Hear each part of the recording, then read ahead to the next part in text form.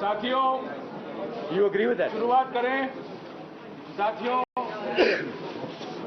हमारे बीच में राहुल गांधी जी आ चुके हैं, राजस्थान के मुख्यमंत्री अशोक गहलोत जी हैं, हमारे संगठन के प्रभारी श्री के.सी. वेणुगोपाल जी हैं और हमारे राजस्थान के प्रभारी श्री अजय माकन जी हैं। आज जैसा कि आप जानते हैं, आप बैठ जाइए पीछे प्लीज।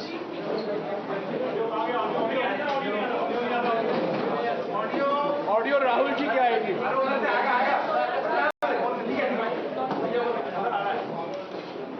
जैसा कि आप जानते हैं, आज दिल्ली में और हर एक राज्य में विशाल प्रदर्शन का आयोजन किया है कांग्रेस पार्टी ने मोदी सरकार की आर्थिक नीतियों के खिलाफ। बढ़ती हुई महंगाई, चिंताजनक बेरोजगारी और मूर्खतापूर्ण लगाई हुई जीएसटी, इसके बारे में राहुल गांधी जी आपके साथ बात करेंगे। Rahul Gandhi ji. Namaskar. How are you enjoying the onset of dictatorship in India? Are you enjoying it? लोकतंत्र की जो मौत हो रही है, उसके बारे में क्या लगता है आपको?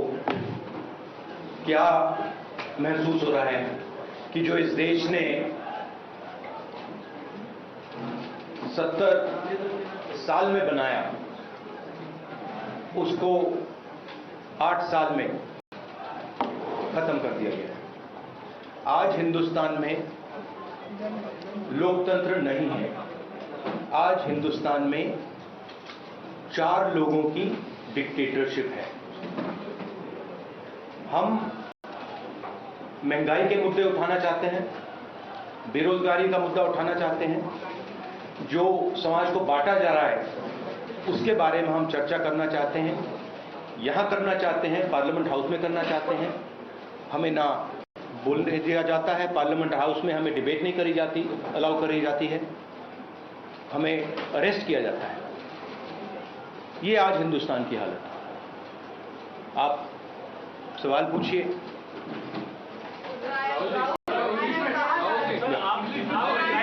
In English. Look, what we are witnessing is the death of democracy. That's what India is witnessing.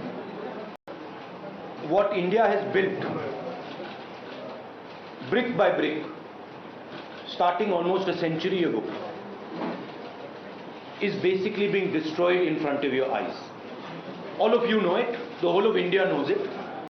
Anybody who stands against this idea of the onset of dictatorship, doesn't matter who he is, where he comes from, which state, which religion, male, female, he is viciously attacked, put in jail, arrested, beaten up.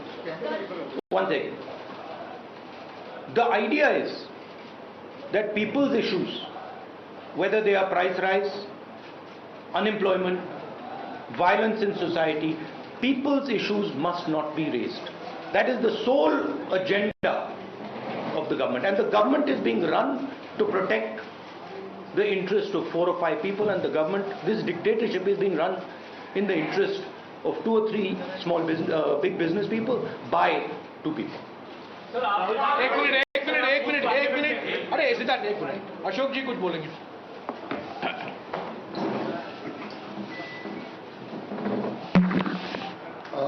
Rahul ji ने जो कहा उसका आप समझ रहे हैं कि देश में क्या हालात हैं।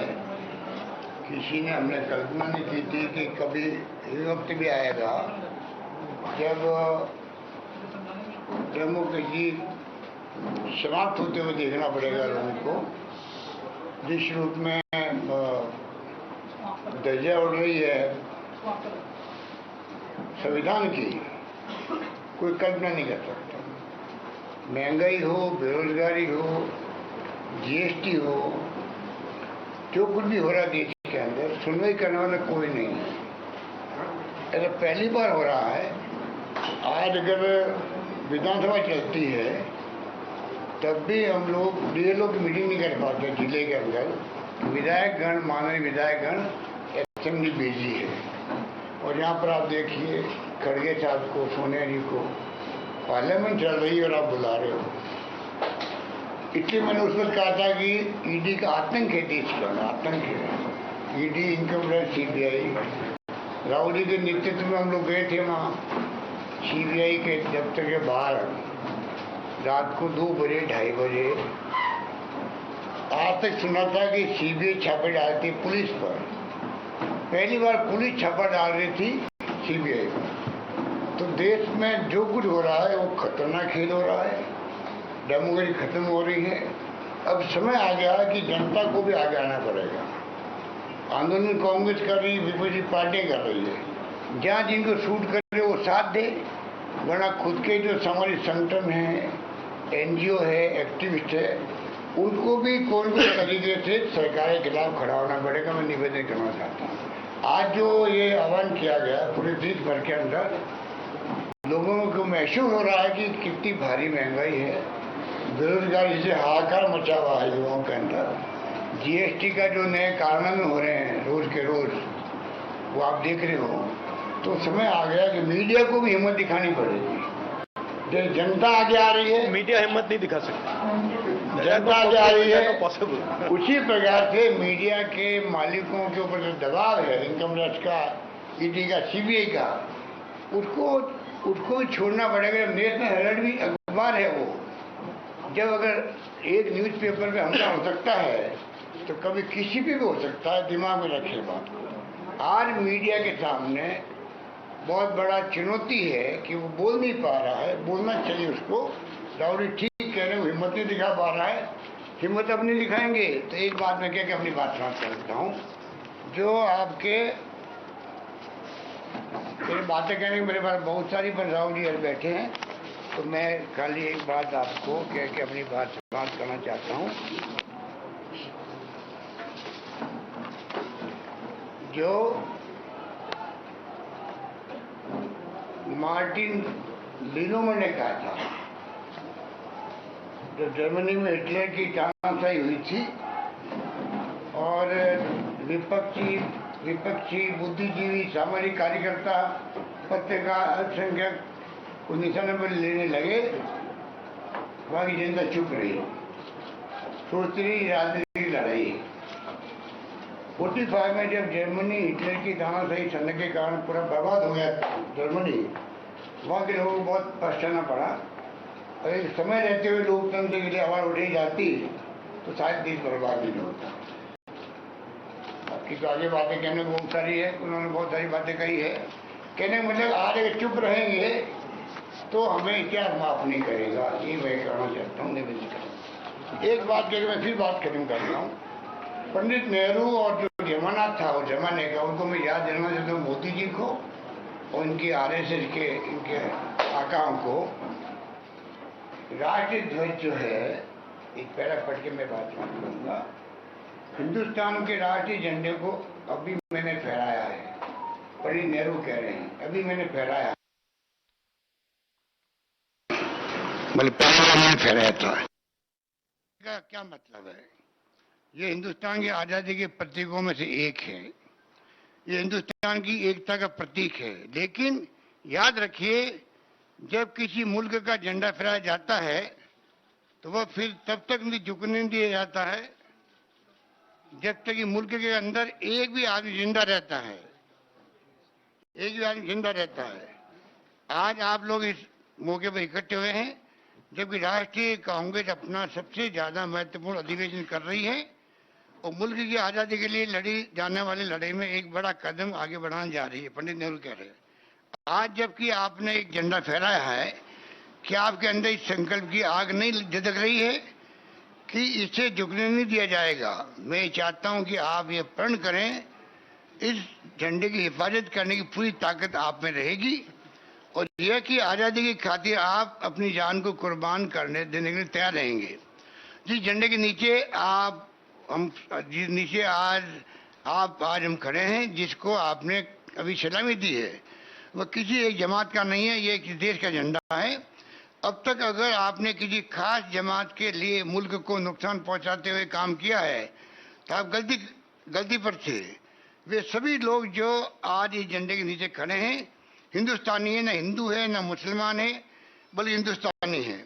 जिन स्वयंसेवकों ने आज इस झंडे को सलामी दी है उन्हें इसकी इज्जत रखने के लिए अपनी जान तक देने के लिए तैयार रहना होगा। एक बार फिर याद रखिए कि जबकि ये झंडा फहराया जा चुका है, ये तब तक नहीं झुकने पाए जब तक कि एक भी हिंदुस्तानी मर्द, औरत या बच्चा हिंदुस्तान में रहता है। आप बताइए, 29 के अंदर पंडित नेहरू ने पहली बार झंडा फहराया था। अमृत महोत्सव मना रहे हैं, पिछले साल में कभी झंडे की बात की इन लोगों ने? उपलब्धि पिछले साल में किसकी कोई बात हो रही है उसकी? आप क्या चाहते हैं, देश को किस दिशा में लेना चाहते हो, धीरे धीरे देश समझ रहा है। इसलिए मैं कहना चाहूंगा जो समस्या हमारे सामने चुनौती भरी है, हम सबको आगे आना पड़ेगा। मेरा निवेदन यही है। धन्यवाद।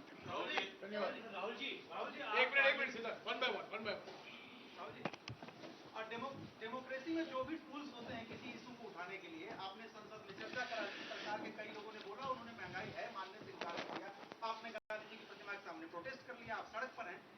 क्या वजह आपको लगती है कि सरकार प्रेशराइज नहीं हुई, सरकार के ऊपर दबाव नहीं बन रहा है? क्या इसलिए कि वो चुनाव जीत जाते हैं? क्या इसलिए कि जनमत उनके साथ है?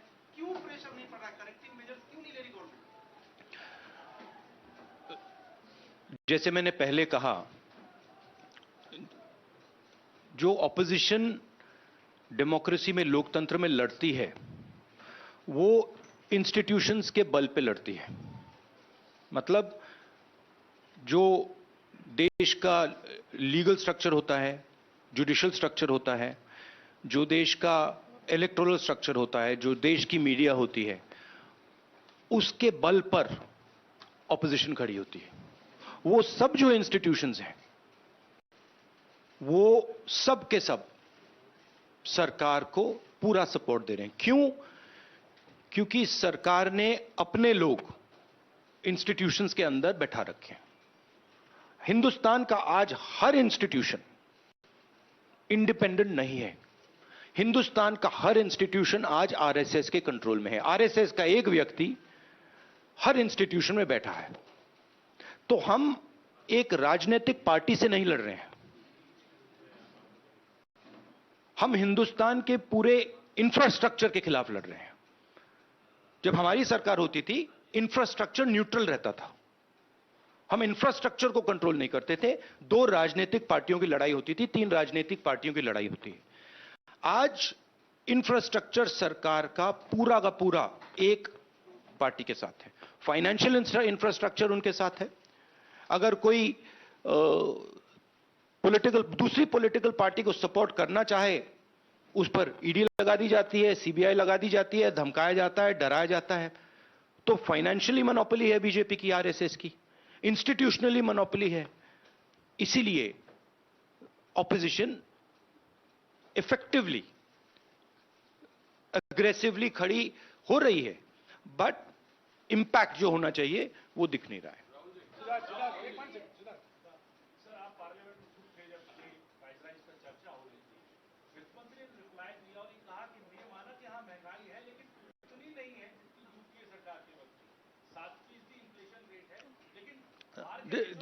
This is just complete nonsense. आज सबसे ज्यादा अनएम्प्लॉयमेंट हिंदुस्तान में, महंगाई बढ़ती जा रही है, गैस सिलेंडर की प्राइसेस बढ़ती जा रही हैं।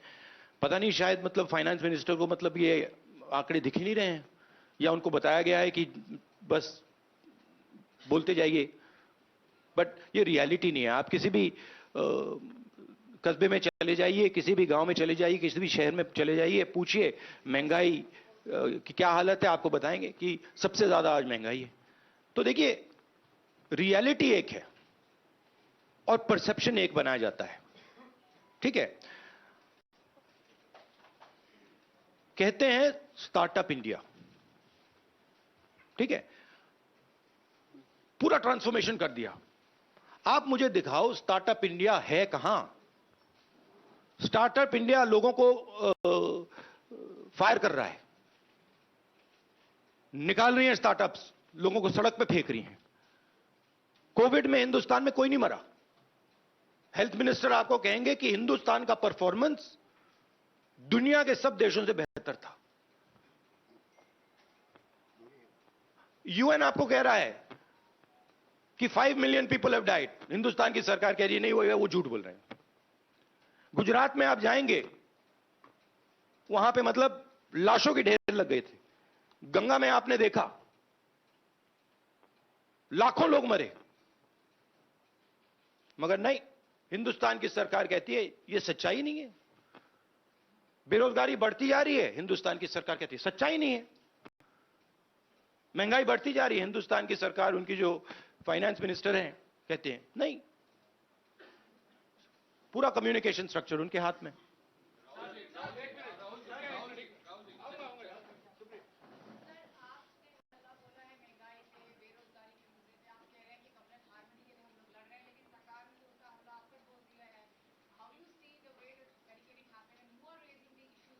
I understand one thing very clearly. The more I raise people's issues, the more I tell the truth in front of you, the more I will be attacked by the government. It's a simple thing. जितना मैं सच्चाई बोलूंगा, उतना मेरे ऊपर आक्रमण होगा। मेरी प्रॉब्लम यह है कि मैं सच्चाई बोलता हूं, मैं डरता नहीं हूं। तो मैं अपना काम करूंगा, लोकतंत्र के लिए खड़े होने का काम करूंगा, महंगाई का मुद्दा उठाने का काम करूंगा, बेरोजगारी का मुद्दा उठाने का काम करूंगा, और मेरे ऊपर और आक्रमण होंगे। यह सच्चाई है। और जो धमकाता है वो डरता है। ये बात आप समझ लीजिए, जो डरता है वो धमकाता है। किससे डरते हैं? जो आज हिंदुस्तान की हालत है उससे डरते हैं। जो उन्होंने वायदे किए थे, जो उन्होंने पूरे नहीं किए, उससे डरते हैं। महंगाई से डरते हैं, बेरोजगारी से डरते हैं, जनता की जो शक्ति है उससे डरते हैं। क्यों डरते हैं? क्योंकि झूठ बोलते हैं। 24 घंटा ये लोग झूठ बोलते हैं। बेरोजगारी नहीं है, प्राइस राइज नहीं है, चाइना नहीं आया। राजनीतिक दल को डराने की कोशिश सरकार के द्वारा होती है, तो वो डराने की कोशिश तो आपको, सोनिया जी को, कांग्रेस पार्टी को भी हो रही है। उस डर को किस तरीके से मुकाबला करेंगे? डर है ही नहीं, मुकाबला करने की क्या जरूरत है ही नहीं डर। किस चीज से डरना? डर नहीं। राहुल जी, लगातार कहा जा रहा है कि महंगाई बहाना है, दरअसल आप लोग का निशाना ईडी है। और दूसरा, एक तरफ जहां आप लोग बाहर सड़कों पर उतरे हुए, संसद के भीतर एक तस्वीर देखी गई जहां पर जिसकी शिकायत भी आपने स्पीकर से की, सोनिया गांधी के साथ स्मृति ईरानी जिस तरह से पेश आई, उसको लेकर आपने शिकायत की, तो उस पर आपकी क्या टिप्पणी है? क्या देखिए, एक बात मैं आपसे कहना चाहता हूं, मैंने पहले भी कह दिया। मैं इस बात को समझता हूं कि जितना भी मैं जनता की इश्यूज को उठाऊंगा, जितनी भी महंगाई की बात करूंगा, अनएम्प्लॉयमेंट की बात करूंगा, कम्युनल हार्मनी की बात करूंगा, उतना मेरे ऊपर आक्रमण होगा। और मुझे अच्छा लगता है क्योंकि मैं आक्रमण से सीखता हूं। तो जितना भी ये मेरे ऊपर आक्रमण करेंगे, मुझे फायदा होता है। I get great joy when my political opponents attack me. They are not able to understand this. I get great happiness.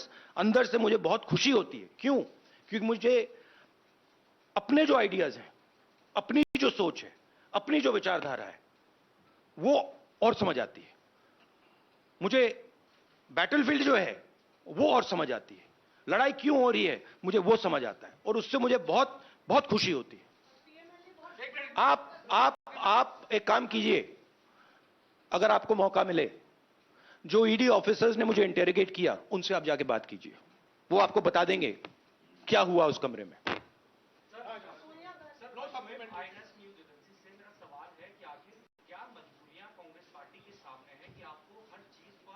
साबित करना पड़ रहा है, चाहे वो झंडे को लेकर हो, महंगाई को लेकर हो, या कोई भी अन्य मुद्दा हो, कांग्रेस पार्टी को जनता के सामने ऐसा क्या मजबूरियां? कांग्रेस पार्टी को नहीं, हिंदुस्तान में कोई भी व्यक्ति किसी भी पार्टी का non political, political, film star, कोई भी अगर सरकार के खिलाफ कुछ बोलता है, उस पे हिंदुस्तान के सारे इंस्टीट्यूशन का वजन पड़ जाता है। ये कांग्रेस पार्टी की बात नहीं है। मैंने जो यहां शुरुआत की, और देश को शायद ये समझ नहीं आ रही है और आएगी बात, लोकतंत्र आज हिंदुस्तान में नहीं है, खत्म हो गया है। Democracy is now a memory in India, it is nothing more, and there are consequences to this. You will see there are going to be devastating consequences to this, because the people of India are not just going to keep quiet. Rahul ji, Mausami ने जो सवाल पूछा था, पहला सवाल वही का दोहराना चाहता हूँ। आपके political opponents mainly multiple BJP leaders का नहीं, उसका जवाब नहीं आया था सर। किसका नहीं जवाब है? मल्टीपल बीजेपी लीडर्स का आरोप है कि महंगाई सिर्फ बहाना है, क्योंकि आपसे और मिसेस गांधी से ईडी क्वेश्चनिंग कर रही है, इसलिए आप लोग इतना बड़ा हुआ है। नहीं, question all you want, question all you want, right? There is absolutely nothing there, everybody knows it, so question all you want. My job is to resist the idea of the RSS. That's my job, and I'm going to do it. The more I do it, the more I will be attacked, the harder I will be attacked. I'm happy, attack me. Ranjita, Rahul ji, आपने कहा आप हर तरह के attack के लिए तैयार हैं। अभी हम जब रिपोर्टिंग कर रहे थे तो आपकी कार्यकर्ता आपसे एक बात कर रहे हैं कि आप एक बार फिर राष्ट्रीय अध्यक्ष की कुर्सी बना पा जाए। देखिए, ये प्रेस कॉन्फ्रेंस आप डिस्ट्रैक्ट करने की कोशिश मत कीजिए, ठीक है? सीधी सी बात है। ये प्रेस कॉन्फ्रेंस महंगाई, बेरोजगारी और देश में जो आज हालत है उसके बारे में है। तो अब उसके बारे में बात करते हैं, क्योंकि वो हिंदुस्तान की जनता के लिए सबसे जरूरी मुद्दा है। विक्रांत सर, सोनिया गांधी ने कहा कि मैं इंदिरा गांधी की बहू हूं, किसी से नहीं डरती। आपने कहा कि मैं नरेंद्र मोदी से नहीं डरता। तो क्या नरेंद्र मोदी आप लोगों को डरा रहे हैं? कोई तरीका आपको मैंने आपको बोला डर नहीं है। क्या डरा रहे हैं? वो डराने की कोशिश करें, करते जाएंगे, कोई फर्क नहीं पड़ता। एक व्यक्ति सवाल पूछेंगे प्लीज। नहीं, देखिए, ये एक बात समझिए, ये गांधी परिवार पे अटैक क्यों करते हैं? ये गांधी परिवार पे इसलिए अटैक करते हैं क्योंकि हम एक विचारधारा के लिए लड़ते हैं, और हमारे जैसे देश में करोड़ों लोग हैं। हम लोकतंत्र के लिए लड़ते हैं, हम कम्युनल हार्मनी के लिए लड़ते हैं, और सालों से लड़ रहे हैं। ये सिर्फ मैंने नहीं किया, सालों से हो रहा है। जान दी है मेरे परिवार ने। ये हमारी जिम्मेदारी है, रिस्पॉन्सिबिलिटी है, जो भी आप कहना चाहो, क्योंकि हम इन विचारधाराओं के लिए लड़ते हैं। जब हिंदुस्तान को बांटा जाता है, हिंदू मुसलमान को लड़ाया जाता है, हमें दर्द होता है। जब किसी को दलित कह के मारा जाता है, पीटा जाता है, हमें दर्द होता है। जब किसी महिला को पीटा जाता है, हमें दर्द होता है। इसीलिए हम लड़ते हैं। ये एक परिवार नहीं है, ये एक विचारधारा है। मैं गुजारिश करूंगा, एक एक करके सवाल पूछिए, सबको मौका दिया जाएगा। राहुल जी यहाँ बैठे हुए हैं, सबके सवाल देंगे, और इनके सामने कोई टेलीप्रॉम्प्टर भी नहीं है। हाँ साहब,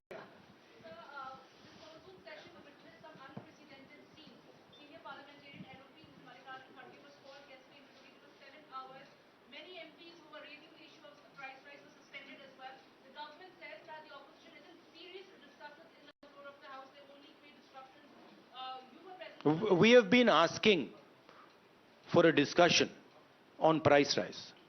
No discussion was allowed. Practically no discussion is allowed in Parliament. The Chinese troops came into India, they occupy India, no discussion is allowed. Unemployment we want to raise, no discussion is allowed. Price rise, no discussion. Agnipath, no discussion. No discussion is allowed. It is much more beneficial for us to have discussion in Parliament. We demolish the government every single time we have a discussion in Parliament. Right? 1 second, please let me speak. Right? We demolish the government every single time we have a discussion. You're aware of it. they don't want a discussion. They can't face a discussion. That's the truth. And this is not only a Congress issue. They cannot face a discussion with any opposition party. Rahul ji, आप कह रहे हैं कि बेरोजगारी महंगाई के मुद्दे पर हम लड़ रहे हैं। बीजेपी ये कहती है कि लोकतंत्र में चुनाव सबसे अच्छा तरीका होता है जब जनता तय करती है वो किसकी। हाँ, हिटलर भी चुनाव जीत के आया था। चुनाव हम जीत रहे हैं। बीजेपी हाँ, हिटलर भी चुनाव जीत जाता था। हिटलर चुनाव कैसे जीतता था? हिटलर चुनाव ऐसे जीतता था कि जर्मनी के पूरे इंस्टीट्यूशंस उसके हाथ में थे। उसके पास एसए थी, पैरामिलिट्री फोर्स थी, उसके पास पूरा का पूरा ढांचा था। मुझे पूरा का पूरा ढांचा दे दो, फिर मैं दिखाऊंगा आपको कैसे इलेक्शन जीता जाता है। You see, please understand. What? Sir, you were saying about your family and your fight and you're fighting for an ideology. Some would ask that Mr. Rahul Gandhi should now take over the leadership of the Congress party and fight for this, especially when you're talking about price rise. Sunil, he has already answered that question. He has said that this... Sunil, please refer to the earlier answer.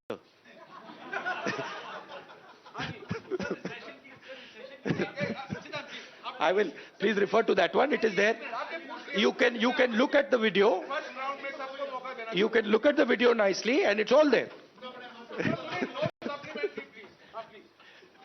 Rahul, जब लोकसभा में बहस हुई थी तो निर्मला सीतारमण ने कहा था macro economic fundamentals हमारे परफेक्ट हैं, इसलिए श्रीलंका से अगर I think the macroeconomic fundamentals that she's talking about is something else.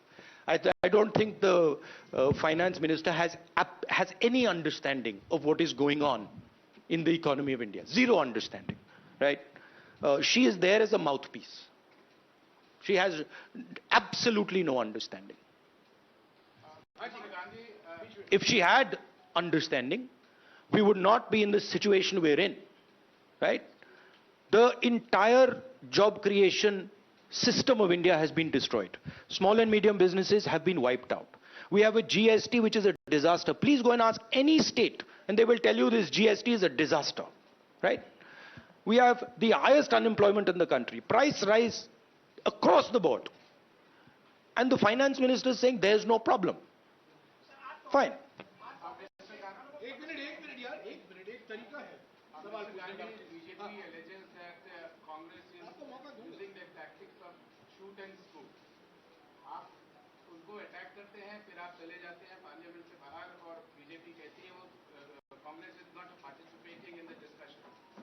Please refer to my earlier answer, which I had just given, about the importance of debate and how we are not allowed to debate in Parliament.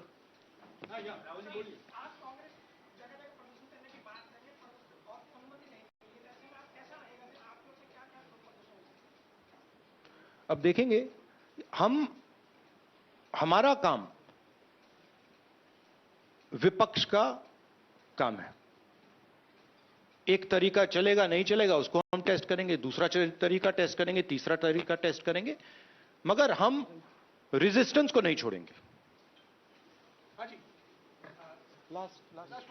Last to आखिर में एक minute यार, रुक जाइए please.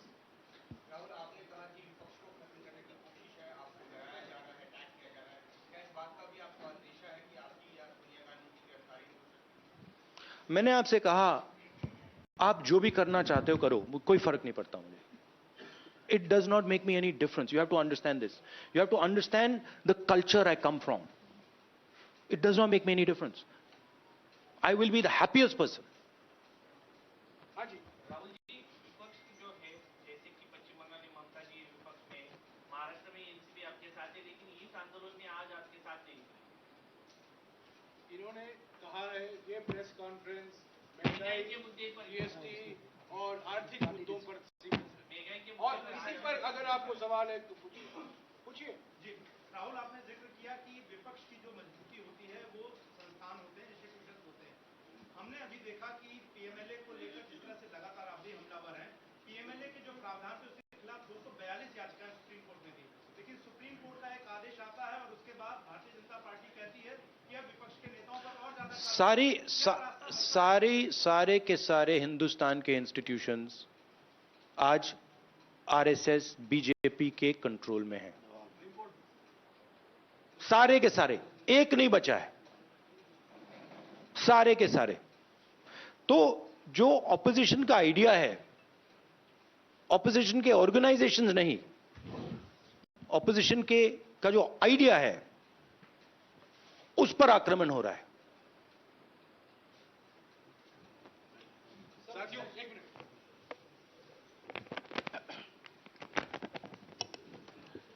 साथियों, जैसा कि आप जानते हैं, अभी 24 नंबर अकबर रोड से प्रधानमंत्री निवास तक एक मोर्चा निकाला जाएगा। 11 साढ़े 11 बजे को पार्लियामेंट से राइजीना हिल तक एक प्रदर्शन होगा। ये आज का कार्यक्रम है। आज राहुल जी हमारे बीच में हैं। उन्होंने सभी सवालों का जवाब दिया है। एक तरफ एक व्यक्ति हैं जो बैठकर आपके सवालों का जवाब देते हैं, दूसरे तरफ एक व्यक्ति हैं जो 8 साल से एक भी प्रेस कॉन्फ्रेंस, एक भी प्रेस भेंट नहीं की है। एक तरफ एक व्यक्ति हैं जो बिना कोई कागज के आपके सवालों का जवाब दे रहे हैं, और दूसरे तरफ एक व्यक्ति हैं जो टेलीप्रॉम्प्टर जीवी हैं। तो ये आपको साफ दिखाई दे रहा है। और जब मैं सिर्फ ये कहना चाहता हूं, जो राहुल जी ने अभी कहा, मैं उसको दोहराना चाहता हूं।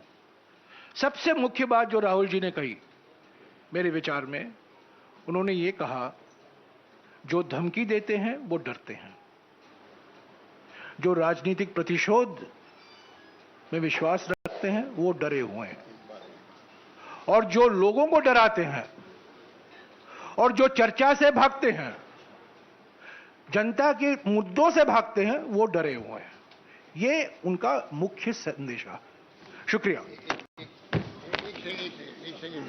एक बात मुझे कहनी है कि आपने जो कहा कि राहुल गांधी फैमिली जो है 32 साल से ना प्रधानमंत्री, ना मुख्यमंत्री, ना कोई पद पे रही है, तो मोदी जी क्यों डरते हैं? इसका जवाब दें।